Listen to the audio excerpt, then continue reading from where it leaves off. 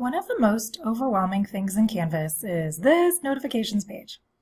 It feels like there are a million options, and it can be very tempting to just turn everything off. I actually recommend that you don't do that, but it can be a good stepping stone. What do I mean by that? I mean, a good way to kind of get a handle on this page is to look at it like, okay, let's pretend that everything got turned off. What do I need to turn back on? And then just go through these one by one and figure out what notifications you would want to receive and in what manner. It can also be helpful to tell your students to look at it in the same way and to advise them to turn off the stuff they don't need. Hopefully right at the beginning of the semester so that they don't get bombarded by emails from Canvas. Just make sure to tell them to leave this one for announcements on.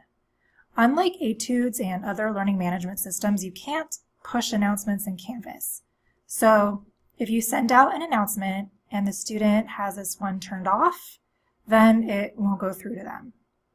Okay, I'll go through this list of notification settings and tell you how I've set mine, for example. First, we have course activities. These are mostly notifications your students would get if you changed something in the course.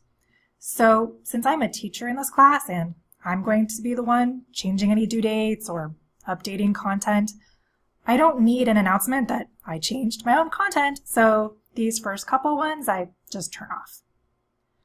The one where I do want to see it is an invitation, like if a student invited me for a collaboration or something. Even though I don't have those in my course, I'm leaving it on just in case.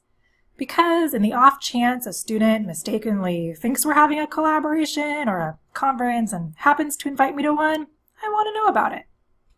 In terms of submissions, late grading, any submission comments, etc., I do want to be notified, but I'll take a daily summary. I don't need an email each and every time somebody submits something. That would be overwhelming.